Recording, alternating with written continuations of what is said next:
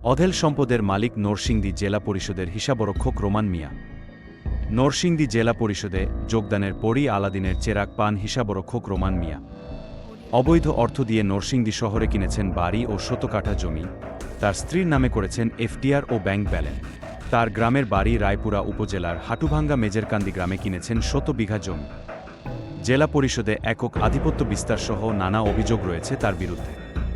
অনুসন্ধানে জানা গেছে, ভুয়া বিল ভাউচার করে সরকারি টাকা আত্মসাৎ, সরকারি অর্থ রাজস্ব কোষাগারে জমা না দিয়ে আত্মসাৎ, ভুয়া প্রকল্প দেখিয়ে পুরো টাকা আত্মসাৎ, জেলা পরিষদ অফিস, ডাকবাংলো ও অডিটোরিয়াম মেরামতের নামে ভুয়া প্রকল্প দেখিয়ে টাকা আত্মসাৎ, আর্থিক অনুদানের চেক বিতরণে অনিয়ম করে টাকা আত্মসাৎ, এসএসসি এবং এইচএসসি পরীক্ষায় জিপিএ ৫ প্রাপ্ত শিক্ষার্থীদের শিক্ষাবৃত্তির টাকা আত্মসাৎ, মসজিদ, মন্দির ও কবরস্থানের প্রকল্প থেকে টাকা আত্মসাৎ করেছেন রোমান মিয়া।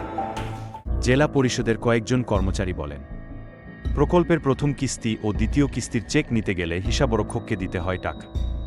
এমনকি ঠিকাদারের চূড়ান্ত বিলের চেক নিতে গেলেও হিসাবরক্ষককে দিতে হয় টাকা। টাকা ছাড়া ফাইল স্বাক্ষর করেন না হিসাবরক্ষক রোমান মিয়া। একটি দায়িত্বশীল সূত্র জানায়, জেলা পরিষদের স্টাফদের কেউ তার অনিয়মের প্রতিবাদ করলেই মারধর করেন এবং চাকরিচ্যুতির হুমকি দেন।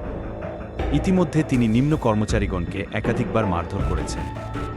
নানা অভিযোগের বিষয়ে হিসাবরক্ষক রোমান মিয়ার সঙ্গে যোগাযোগ করা হলে তিনি কথা বলতে রাজি হয়, বরং নরসিংদীর খবর প্রতিবেদকের সাথে খারাপ আচরণ ও গালিগালাজ করে। এ বিষয়ে নরসিংদী জেলা পরিষদের চেয়ারম্যান জনাব মনির হোসেন ভূঁইয়ার কাছে জানতে চাইলে তিনি বলেন, হিসাবরক্ষক রোমান মিয়ার বিরুদ্ধে অনেক অভিযোগ শুনেছে। সে একটা চোর ও ঘুষখোর। তাকে চাকুরি হতে বরখাস্ত করার জন্য মন্ত্রণালয়ে অবগত করব। এ বিষয়ে নরসিংদী জেলা পরিষদের প্রধান নির্বাহী কর্মকর্তা জনাব মোহাম্মদ আব্দুল ওয়াহাব রাশেদ মহোদয়ের কাছে জানতে চাইলে তিনি বলেন, আমি জেলা পরিষদে যোগদানের পর হিসাবরক্ষকের অপকর্মের কথা শুনেছি।